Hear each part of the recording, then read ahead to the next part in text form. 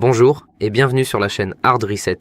Dans cet épisode, je vais vous montrer les ports, les boutons et les capteurs de la tablette Microsoft Surface Pro de 13 pouces.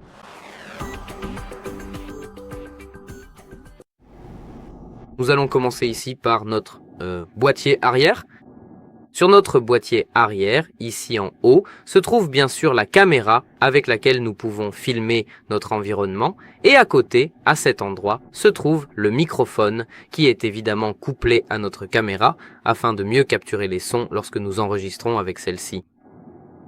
Ici en bas, sur notre logo Microsoft, se trouve un clapet que nous pouvons ouvrir pour ajuster notre tablette afin qu'il soit plus confortable de la regarder ou de l'utiliser. Nous pouvons l'incliner. Nous pouvons la refermer et il est possible de l'incliner jusqu'à presque 180 degrés. Maintenant, nous nous intéressons à cet endroit. Ici se trouve un clapet. Il s'agit d'un clapet magnétique.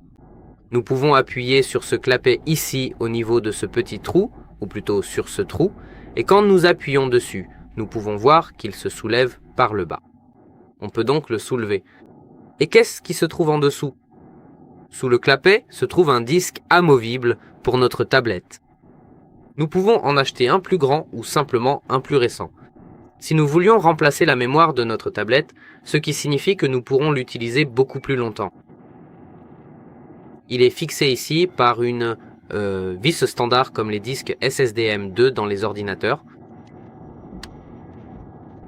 Ici, on referme le tout magnétiquement. Et une fois que c'est fait, tout est parfaitement en ordre. Nous pouvons aussi refermer cette partie ici et passons à la suite. Soulevons notre tablette, donc peut-être par le dessous. En dessous, il y a deux ouvertures, comme celle-ci. Certes, celle-ci n'est qu'une sorte de guide. C'est la deuxième qui nous intéresse davantage, car on y trouve le port pour notre et même notre clavier. Si nous voulions connecter le clavier via ce port, nous pouvons le faire. Sur le bord gauche de notre appareil, nous trouvons ici deux ports USB de type C. Il y en a donc un et il y en a un deuxième. Ah, et j'ai oublié de mentionner ici que sur le bord arrière, on voit au milieu que ça dépasse un petit peu et on peut y apercevoir délicatement comme des petits trous. Oh, maintenant on les voit bien. Et bien sûr, ce sont des orifices de ventilation pour que notre tablette reste toujours fraîche, n'est-ce pas? Pour qu'elle fonctionne bien, qu'elle reste fraîche et qu'elle ne surchauffe pas. C'est pourquoi elle possède ces orifices de ventilation ici. Nous avons vu l'arrière, nous avons vu le bord gauche. Passons au bord droit. Sur le bord droit, nous trouvons bien sûr, et même ici, le port Microsoft Connect, grâce auquel on peut charger l'appareil. On peut aussi transférer des fichiers, ou bien sûr, ici, transférer de la vidéo jusqu'à la 4K ou même la 8K. Sur notre bord supérieur, il n'y a que des boutons. On peut constater ici qu'il n'y a rien, nous avons seulement des boutons, et bien sûr, il s'agit du bouton d'alimentation. Ici, le plus petit. Et puis le bouton pour augmenter et baisser le son, c'est-à-dire le réglage du volume. Avec le plus, on augmente le son, avec le moins, on le baisse. Qu'est-ce qu'il y a d'autre sur notre tablette? Sur notre tablette, à cet endroit, ici et là, se trouvent les haut-parleurs. Ils sont ici, sur ce bord supérieur, enfin sur les bords, mais plutôt sur le dessus, pour que bien sûr, le son se diffuse mieux vers nous.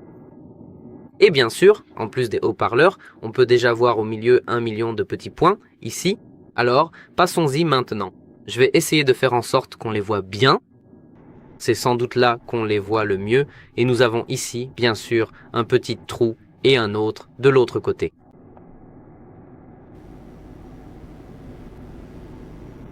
À cet endroit et à cet endroit.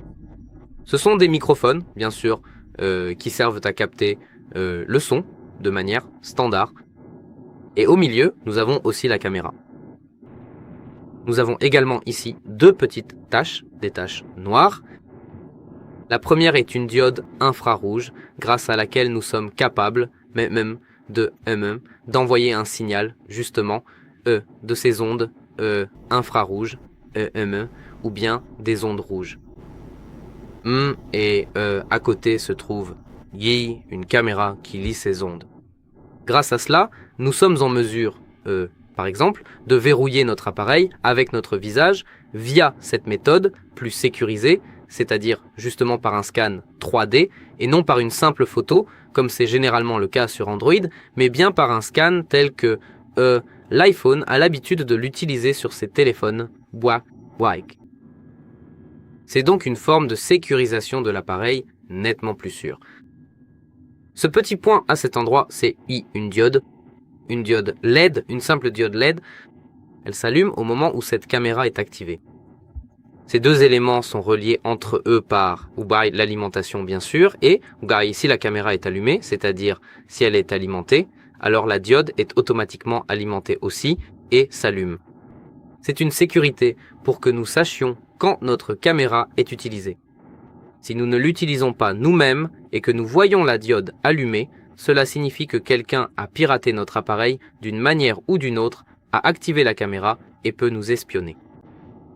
Et un pirate informatique, un cybercriminel ou n'importe qui d'autre n'est pas en mesure d'éteindre cette diode, car comme je l'ai dit, ces deux éléments sont reliés par un câble d'alimentation et ils devraient donc réellement éteindre la caméra pour éteindre la diode. Donc s'ils utilisent cette caméra, la diode sera allumée. Nous le saurons. S'ils ne l'utilisent pas, nous ne le saurons pas, car la diode ne sera pas allumée. Mais dans ce cas, ils ne verront rien non plus.